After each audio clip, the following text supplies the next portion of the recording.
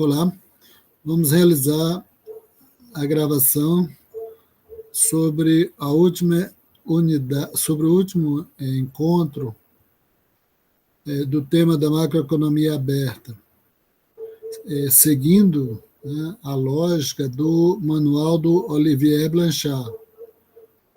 Esse último encontro é baseado no capítulo, um dos capítulos lá no final do livro, capítulo 20, regimes de taxa de câmbio. O que chama atenção, nesse caso da taxa de câmbio, que na macroeconomia aberta você tem os impactos advindo de quando é tomada uma medida de política econômica do governo. Esses impactos vão ser diferenciados dependendo do regime cambial que o país possa adotar.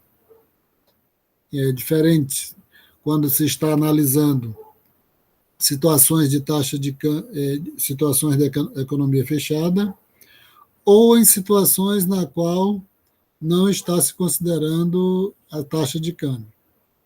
Então vamos seguir. Esse capítulo ele tem 4 sessões.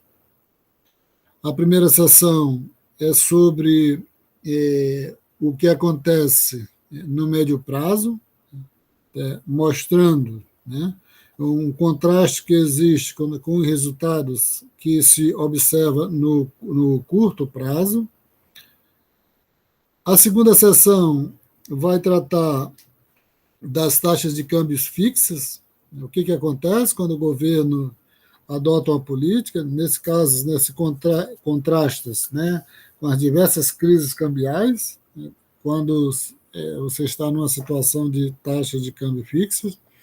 Tem vários exemplos na história da macroeconomia recente, nesse último meio século, de países que adotaram taxas de câmbios fixas de várias naturezas. E a terceira unidade trata das taxas de câmbios flexíveis. É outra situação na qual vai se analisar o que ocorre quando o governo adota uma política monetária ou fiscal e o impacto que essa política tem quando você está numa situação de taxas de câmbios flexíveis. E a última unidade é um pouco referente à questão das conclusões, e fazendo um debate, não vou dizer um debate geral, mas é uma discussão considerando o que foi visto nas sessões anteriores, que tipo de taxa de câmbio, que tipo de regime cambial os países podem adotar, se é fixo ou flexível, etc., qual seria a melhor. É interessante que esse capítulo, a gente poderia considerar assim, é um capítulo pequeno, não é um capítulo gordinho, é um capítulo pequeno, e tem uma característica, vamos dizer assim, é um texto de manual, mas é um texto bastante leve, até um pouco destoa um pouco da questão da linguagem técnica de manual, e evidente que, como geralmente os economistas não têm um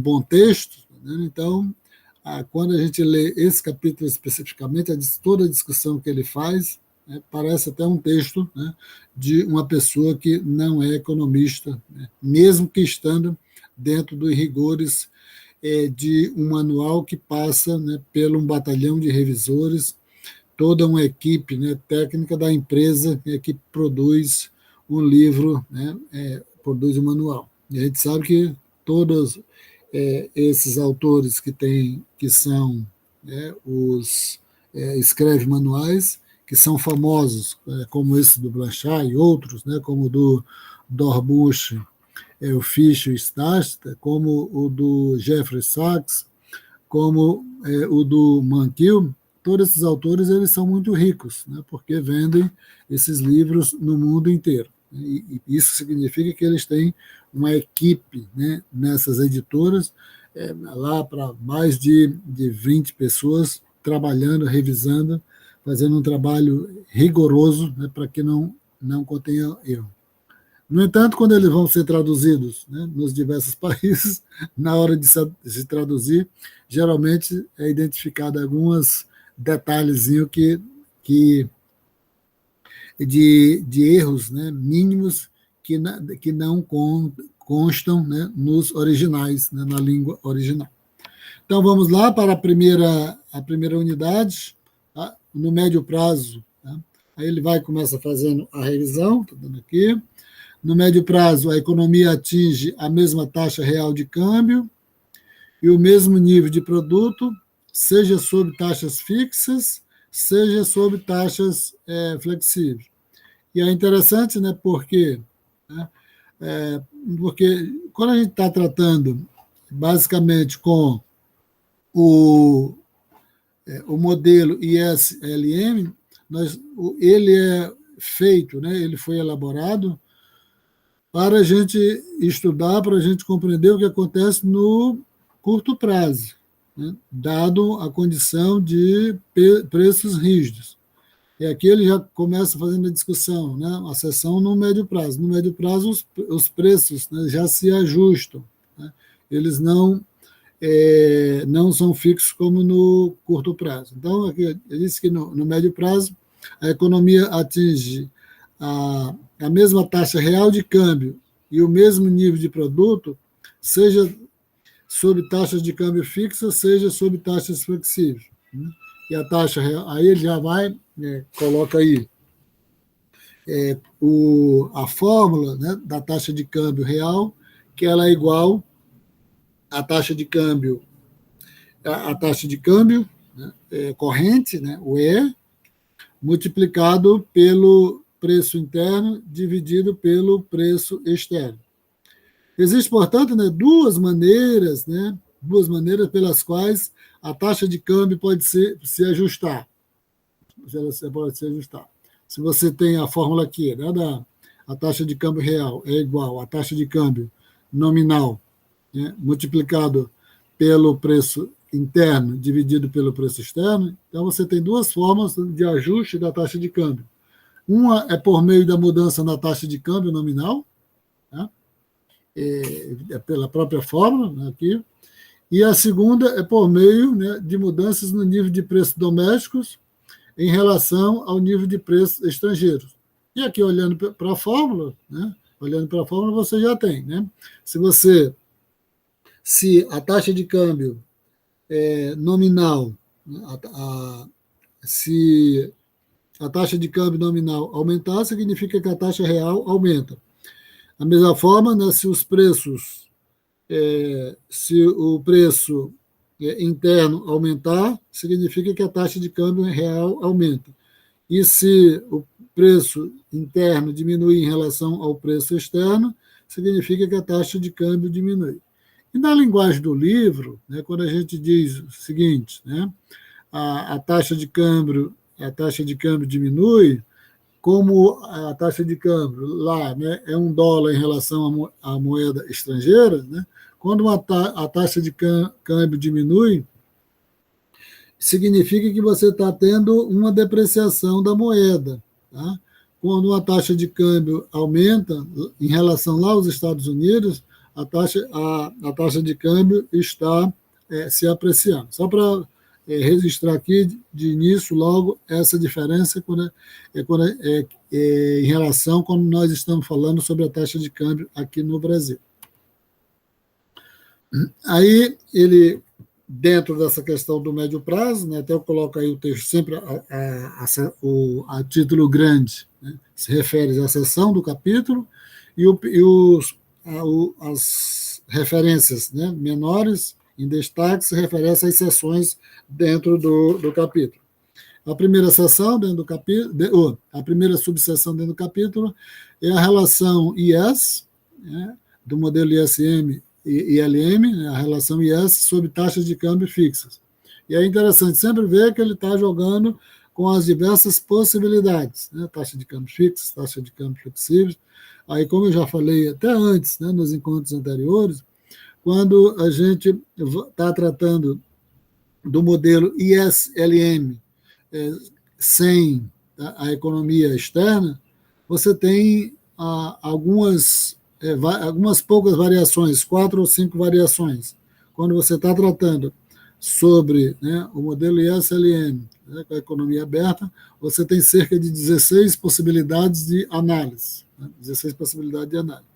E só para não esquecer essa observação, é que quando, né, a forma de apresentar, mesmo que o conteúdo seja o mesmo, né, a forma de apresentar do Blanchard, você vai encontrar diferente quando você for para o livro do Manco ou para o livro do Dorbush, Fiches e Startas. Embora o conteúdo e as conclusões sejam o mesmo, mas a maneira de apresentar ela é diferente. Então, essa primeira seção aqui, subseção, a relação IS sobre a taxa de câmbio fixas. Em uma economia aberta, com taxas de câmbio fixas, né, podemos escrever a relação IS como, né, o produto, a renda é igual. Ele vai depender de quê? Né? E aqui já dá para fazer a leitura, vai estar aí embaixo, né, mas eu vou fazer a leitura aqui. Né?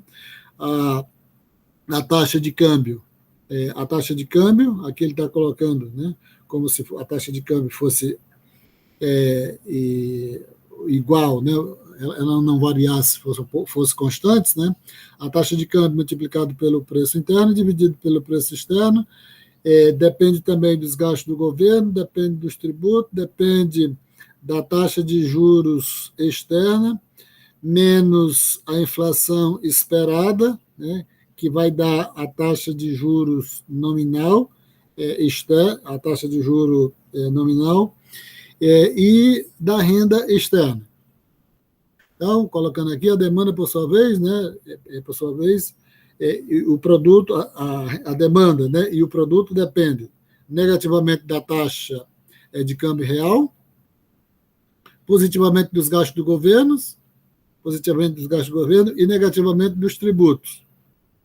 Positivamente, né, do produto externos, né, por meio do efeito sobre as exportações. E aqui, pelo sinalizador aqui, tá vendo? Negativamente da taxa de câmbio, ou a taxa de juro real, externa. Aí ele só coloca aí rapidamente e passa logo, né, para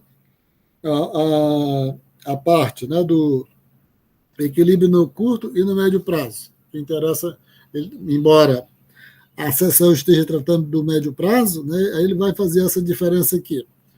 Consideramos uma economia em que a taxa de câmbio real é muito alta. Tá? E isso aí ele vai dizer, como uma taxa de câmbio real muito alta,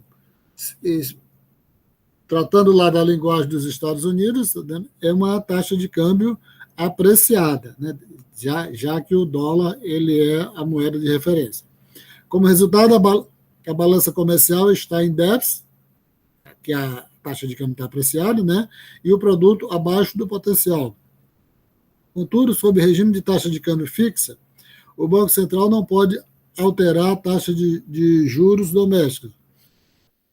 Isso é interessante, tá vendo? Porque aí você tem essa restrição, você está com a taxa de câmbio fixa, mesmo que a taxa de câmbio esteja fora daquilo, tá vendo, que se acha o ideal, ela se esteja apreciada, o governo não pode utilizar a taxa de juros no sentido de um pouco ajustar o déficit tá vendo, em que a economia se encontra. Né? Assim, no curto prazo, o déficit comercial persiste e o país permanece em recessão.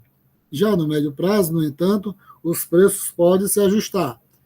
Isso, né, em decorrência do próprio efeito, né, da taxa de câmbio está apreciada, ela está alta na linguagem lá para os Estados Unidos, evidentemente, na linguagem do livro, né, e isso faz com que você tenha um aumento, né, você vai ter problema, né, de déficit, tá vendo? Vai tendo reduzindo, né, a quantidade de dólares, né, lá se a gente não pode nem utilizar essa, mas vai perdendo força, né, a apreciação da moeda, e vai fazendo com que a economia possa, né, se ajustar, reduzindo ao déficit e também se aproximando de um produto potencial, né, aumentando o produto para próximo do produto potencial. O equilíbrio, continuando, né, o equilíbrio, assim, por simplicidade, assumimos aqui que a inflação esperada seja constante, de modo que a relação da curva de Phillips seja dada, né? Então, aqui, originalmente, né, você tinha, aí ele explica, está dando a lógica, né? A lógica não, todo o percurso, né, o percurso da curva de Phillips que a gente vê lá no capítulo 13, né, lá atrás, né, aí ele vai colocar aqui, né, que a curva de Phillips é igual à inflação menos né, a inflação esperada, tá vendo? Que ela seria igual a razão entre o alfa, né, a sensibilidade, né, da taxa de desemprego, dividido pela força de trabalho, né, multiplicado pelo produto, tá? O produto da economia menos o produto potencial, né, o produto natural. A equação acima implica que a inflação interna é menor do que seria se o produto estivesse no potencial e, portanto, inferior à inflação externa.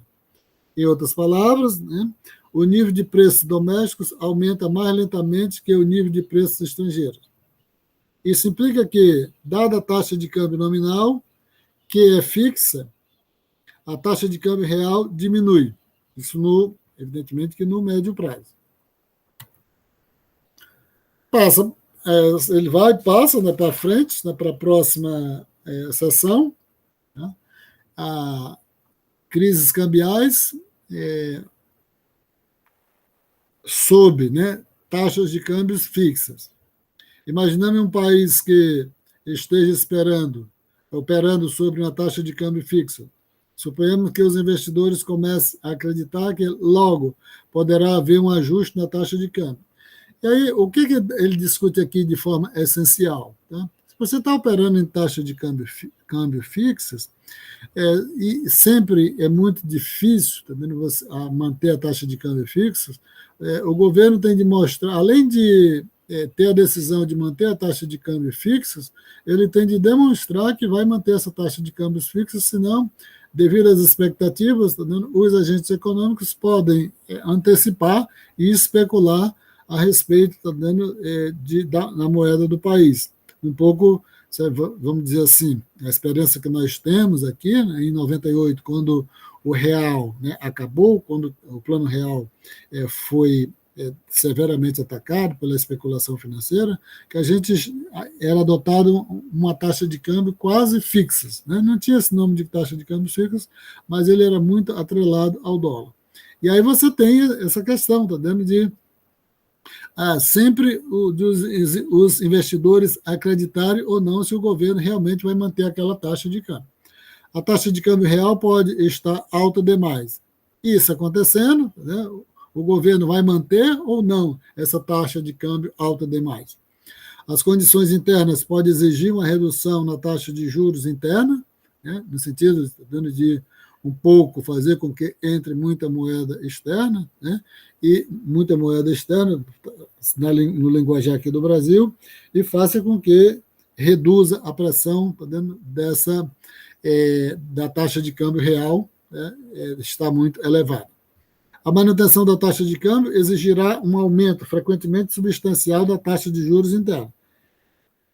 Comparando, né, na década de 90, né, o Brasil, devido sempre a taxa de câmbio estar atrelada ao dólar, você tinha uma taxa de juros bem elevada, né, ali nos primeiros anos do Plano Real, primeiros anos que eu digo não, né, na década, a partir do momento que ele foi adotado, em meados de 94, e a moeda precisamente no início de 1995, ele foi até tá vendo, o final da década, as taxas de juros eram bastante elevadas, né? E manteve-se boa parte, né, da década dos anos 2000.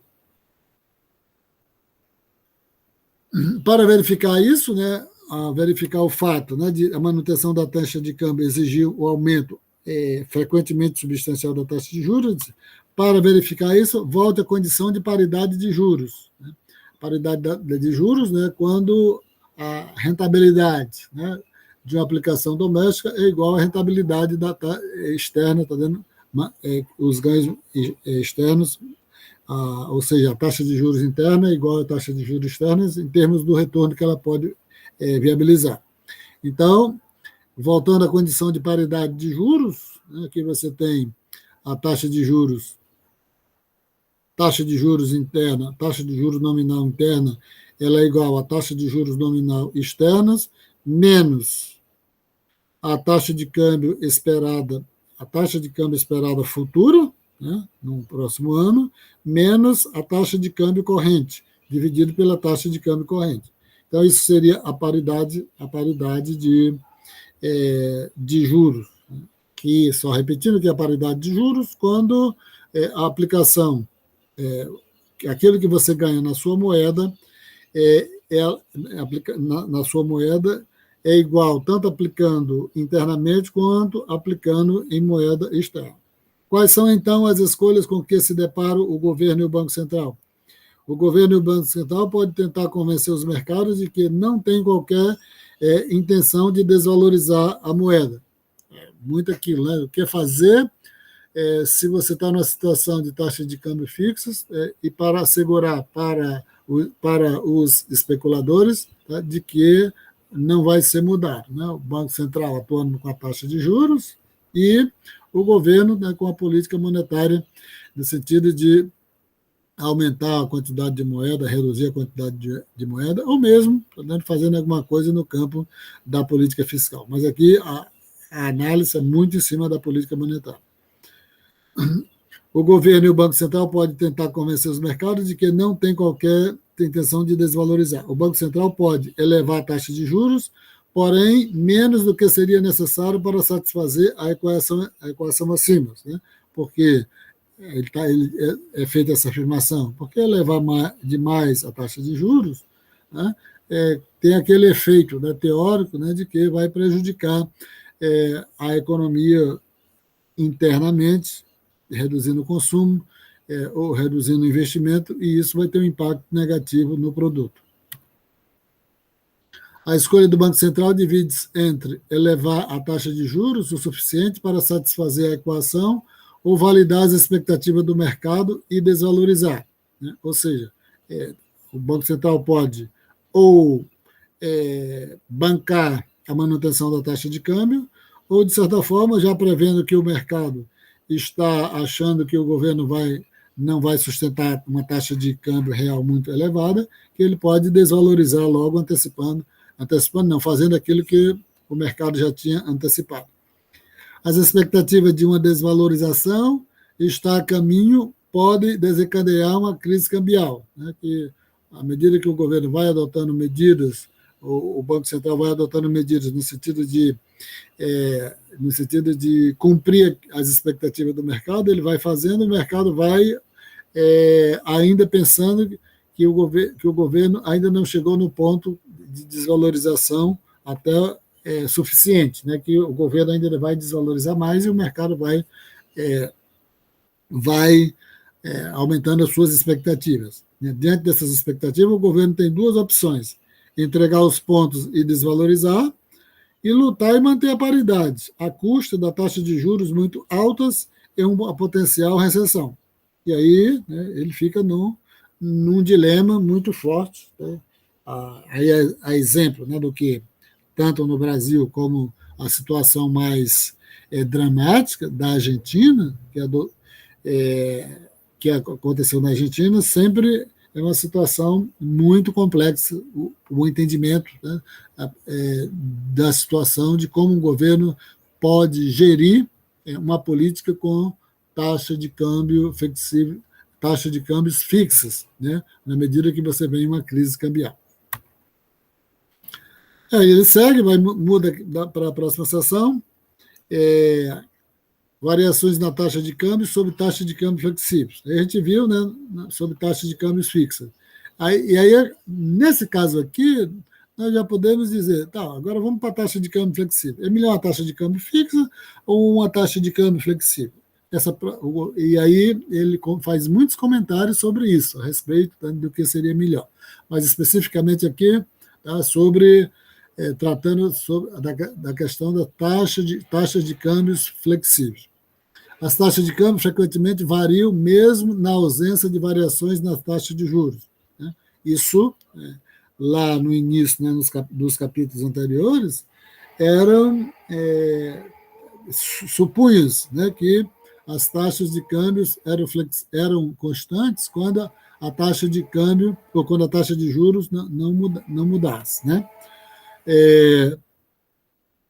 Ou as taxas de câmbios eram constantes quando você tinha, né, uma flexibilidade na taxa de juros. Só que ele vai dizer, está dizendo que no mundo real elas variam, tá, mesmo com as taxas de juros variando muito. Temos de voltar novamente à condição da paridade de juros. Aí, repetindo aqui, né, ganhos internos, aquilo que é pago internamente, mais a taxa de juros nominal interna, a taxa de juro interno, o que se ganha internamente, ela é igual, tá? 1 mais a taxa nominal de juros externos, multiplicado pela taxa de câmbio corrente, dividido pela taxa de câmbio esperada futura, aqui no ano mais 1, né, no ano seguinte.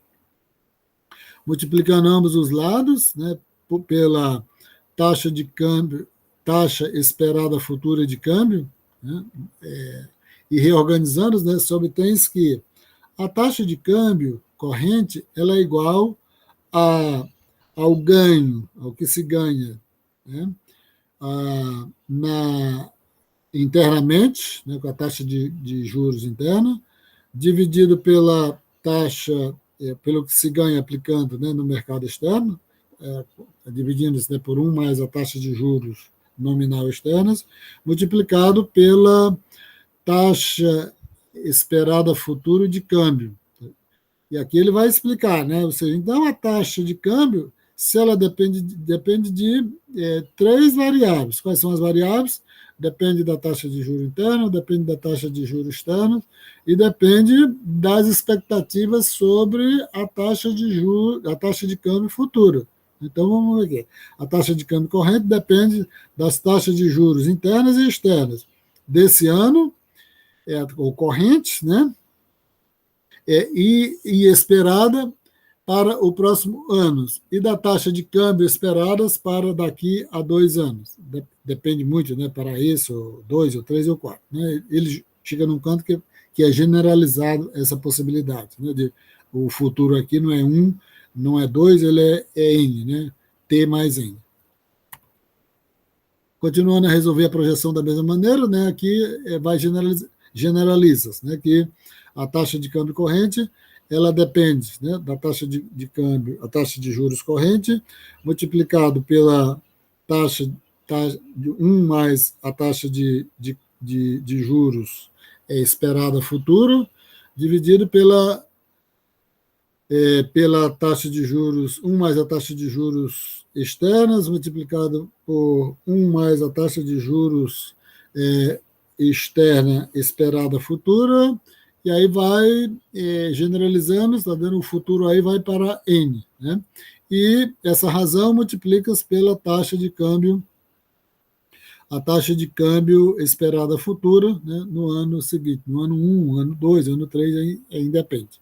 Essa relação nos diz que a taxa de câmbio corrente depende de 2 conjuntos de fatores: taxas de juros internas correntes e esperadas e taxas de juros externas correntes e esperadas para cada ano nos próximos 10 anos ou N anos. Taxa de câmbio esperadas em 10 anos, né, se considerar isso. Então, ele faz um comentário bem humorado sobre essa questão desses 10 anos, que poderia ser 15, né, poderia ser 8, 9 ou 10. A equação, né, anterior sobre de que depende a taxa de juros, a taxa de câmbio corrente, né, é suficiente para enfatizar 3 pontos, né, conforme detalhado a seguir. O nível da taxa de câmbio atual se moverá proporcionalmente à taxa de câmbio futura presente. Então, o que ele está dizendo?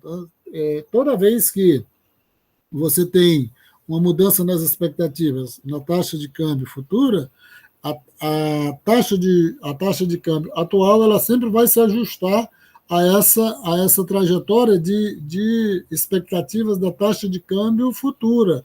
A taxa de câmbio esperada é futura. Aí você tem essa dependência, né, da taxa de câmbio, a taxa de câmbio corrente, né, em relação à taxa de câmbio esperada futura. Então, que ela vai sempre, né, a taxa de câmbio, ela se moverá proporcionalmente à taxa de câmbio futura esperada ou taxa de câmbio esperada futura. A taxa de câmbio atual se moverá quando as taxas de juros esperadas se moverem em algum dos países, ou no caso, ou internamente, né, ou em qualquer outro país externo. Uma vez que a taxa de câmbio atual se move diante de qualquer mudança nas expectativas, a taxa será volátil, isto é, se moverá com frequência e talvez em grandes quantidades, né, em decorrência de mudanças na taxa de câmbio esperada futuras, tá, e nas taxas de juros esperadas também. É por isso que ele mostrando que as taxas de câmbio elas não são constantes, como tinha essa suposição em capítulos anteriores. Taxa de câmbios e as transações correntes. Né? Como é que a gente pode agora, né, pensar sobre a conta do balanço de pagamentos, né, das transações correntes, com taxas, com variações nas taxas de câmbio, né, real, taxa de câmbio real, né, corrente, né, sobre taxa de câmbio flexível. Qualquer fator que altere a taxa de câmbio futura esperada, como a gente viu lá anteriormente, ela altera a taxa de câmbio corrente, em decorrência da equação anterior aqui. O efeito de qualquer variação na taxa de câmbio futura esperada sobre a taxa de câmbio corrente é proporcional. Já tinha falado isso, né? Qualquer fator que altere as taxas de juros internas ou externas, correntes ou futuras esperadas, entre os anos, o ano corrente e o ano futuro, altera também a taxa de câmbio corrente. Isso implica que qualquer variação que leve os investidores a mudar suas expectativas de taxa de juros futuras esperadas levará a uma mudança na taxa de câmbio presente.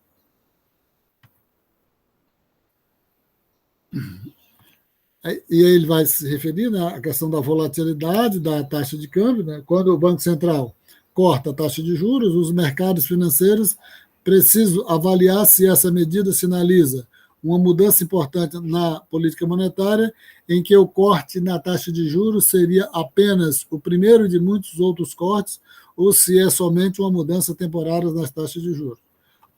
É interessante essa discussão que ele faz, tá vendo? Que ele vai dizer o seguinte: qualquer mudança, quando o governo está fazendo essa administração, né, da política econômica via taxa de juros, quando ele muda a taxa de juros, geralmente ele vai dizer o seguinte, tá? Que o mais correto é que essa mudança de taxa de juros ela venha dentro de um pacote maior de política econômica, porque isso dá uma maior robustez, né, e sinaliza para, né, os agentes econômicos de que aquilo que o governo está fazendo é uma medida que vai ter impacto, né, porque aí ele vai dizer, lá está dentro do capítulo, diz, se você muda a taxa de juros, mas se essa mudança da taxa de juros, ela deixa, tá dando outros aspectos, outras dimensões da política econômica descoberta, né, você pode criar problemas em outras dimensões, no caso do lado fiscal, por exemplo, e isso vai fazer com que o impacto, né, de um corte na taxa de juros não tem os efeitos desejados daquele que o Banco Central queria, tá? Porque você está criando problemas em outras dimensões, né, da administração da política econômica. E aí vai para a última sessão, tá, do capítulo, tá? E essa sessão é muito leve, né, muito leve mesmo, discussão se que tipo de regime cambial os governos vão escolher. Se é um regime de cambial de taxa de câmbio fixa ou regime cambial de taxa de câmbios flexíveis. Os países deveriam escolher taxa de câmbio flexível ou fixa. Há circunstâncias em que as taxas flexíveis dominam e outros em que as taxas fixas dominam. De modo geral, taxas de câmbio flexíveis são preferíveis. Há, contudo, duas exceções. Né? Por quê? Né? As taxas de câmbio flexíveis são preferíveis porque fica mais fácil de a economia se ajustar automaticamente em comparação de quando se está adotando uma taxa de câmbio fixa. Duas exceções, né, que poderia dizer que seria melhor a taxa de câmbio fixas. Né? A primeira seria quando um grupo de países já está estreitamente integrado, caso em que já seja possível adotar uma moeda comum. E aí você já pode, não precisa, tá vendo, você ter uma moeda para cada país, aí você utiliza uma única moeda, isso já traz algumas vantagens para esses países. A outra situação, como não se pode confiar que o Banco Central adotará uma política monetária responsável sobre taxas de câmbio flexíveis, caso em que uma forma forte de taxas de câmbios fixas, como o Conselho Monetário, o Currency Board, né, da Argentina, ou a dolarização, pode ser a solução mais adequada. Então, se não é muito confiável, né, um regime de taxa de câmbio flexível, né, já que se desconfia do governo, é melhor que o governo adote uma posição radical, como um processo de dolarização, ou um currency board, né, um conselho monetário. Aí ele vai, agora, nesse caso, só fazer alguns comentários sobre essas duas situações, né, as áreas monetárias comuns e quando os governos adotam, né, taxas de câmbio fixas, né, como né, o Conselho Monetário ou uma dolarização, só mais, né, um desdobramento das duas. Então, primeiro ponto, né, referimos, né, que possivelmente fosse uma melhor estratégia do governo adotar uma taxa de câmbio fixa, considerando que a melhor taxa de câmbio é o melhor regime cambial é o flexível. Mas aí, nessas duas exceções, né, áreas monetárias comuns e quando se desconfia que o governo não é tão responsável. Áreas monetárias comuns. Para que o país constitua uma área monetária comum, é necessário que satisfaça as duas condições. Os países precisam experimentar choques semelhantes.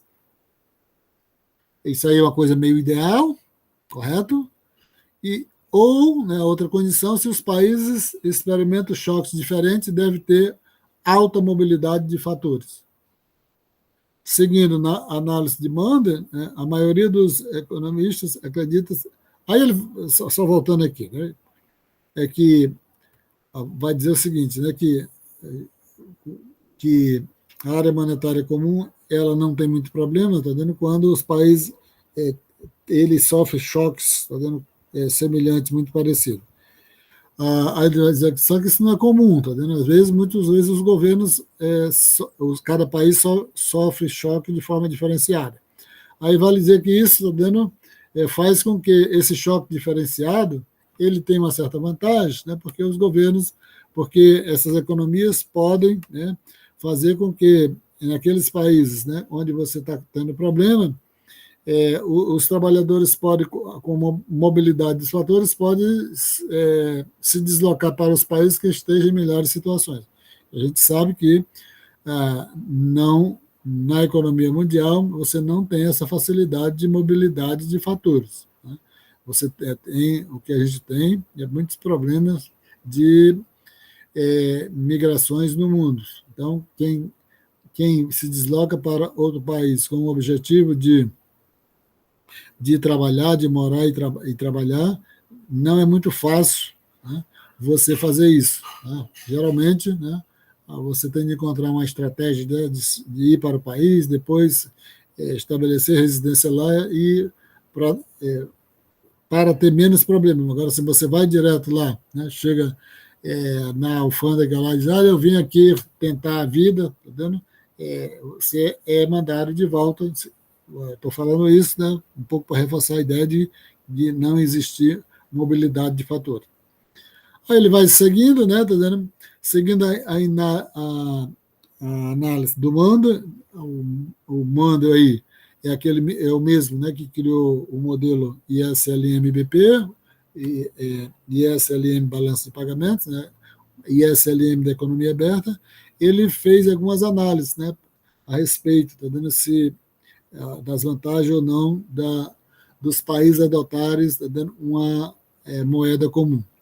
Aí ele analisa, tá vendo, as vantagens que tem dos 50 estados do país, né, lá dos Estados Unidos, né, os estados da federação, usarem a mesma moeda. É curioso esse tipo de ilustração que ele faz, né, mas ele vai mostrar as vantagens que tem dos países adotarem a mesma moeda em detrimento de adotar outra moeda. Claramente, existem muitas vantagens no uso de uma moeda comum, e os benefícios vão além do custo de transação menores. Ele faz só uma comparação, né, mostrando, tem no box, no livro, no capítulo, tem um box sobre a parte da história, né, do euro, e é interessante dar uma olhada, né, um pouco para verificar, né, nessa discussão, porque é um box pequeno, mas com as informações essenciais, né, da criação do euro, do seu funcionamento, e que é muito necessário, né, para a disciplina propriamente dita e para essa discussão da economia aberta. Contudo, não há tanto consenso sobre se a Europa constitui uma área monetária ótima. Né? Isso porque nenhuma das duas condições do mundo parece ser atendida. Né? De que a economia tem choques distintos, ou choques iguais, né? Ou se a economia, tá dando, se as economias têm mobilidade, né, de fatores muito sem nenhuma restrição. Embora o futuro possa ser diferente, os países europeus experimentam choques muito diversos no passado. A mobilidade de trabalho é muito baixa na Europa, as condições que elas não são muito constatadas, né, quando vai se referir à questão da área monetária comum. A preocupação de que isso possa levar a longas crises nos países membros existia mesmo antes da crise.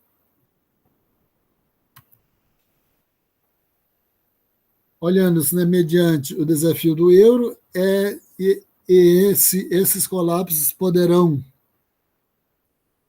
eliminar alguns dos fatores que agravam. Colapsos poderão ser evitados no futuro. Reformas estão sendo exploradas para eliminar alguns dos fatores que agravaram os colapsos desse país. Que eu estou só correndo, né, evidentemente. Várias reformas estão sobre implementação, desde uma união bancária até uma união fiscal, para permitir aos países resistir melhor a choques adversos.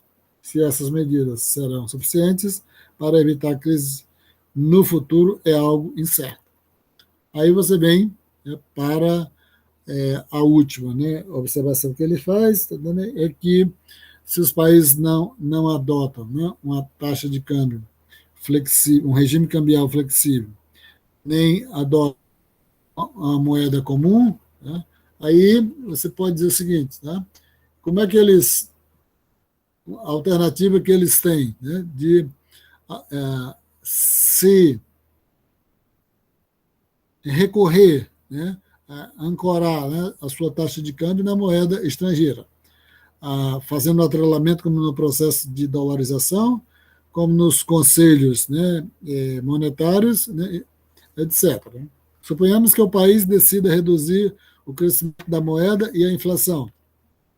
O meio de convencer os mercados financeiros da seriedade de seus depósitos é fixar a taxa de câmbio. A fixação da taxa de câmbio deve ser parte de um pacote macroeconômico mais geral. A criação de dificuldades técnicas ou simbólicas, a mudança da paridade também pode ser útil em uma abordagem conhecida como atrelamento rígido, processo de dolarização propriamente dito. Uma forma extrema de atrelamento rígido é simplesmente substituir a moeda nacional por uma estrangeira, como tem no Equador, por exemplo, né, lá eles usam, né, o dólar internamente.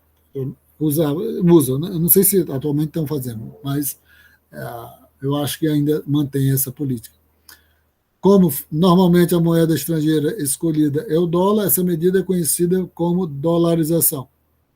Outros, né, uma forma menos extrema, é um comitê cambial sob a qual o Banco Central troca moedas estrangeiras por moeda por nacional a taxa de câmbio oficial, a taxa de câmbio fixa, como fez a Argentina de 1991 até 2001, né, quando o país explodiu, né, numa crise social dramática. Além disso, e aqui está a diferença com um regime de taxa de câmbio fixa, o Banco Central não pode realizar operações no mercado aberto. Então, são essas limitações. Então, é isso, né, que o capítulo trata. É uma discussão muito leve, mas quase como uma análise de conjuntura no campo teórico aqui dentro de um livro de macroeconomia. Então, é isso que eu queria apresentar esses capítulos da última unidade, né, da nossa disciplina.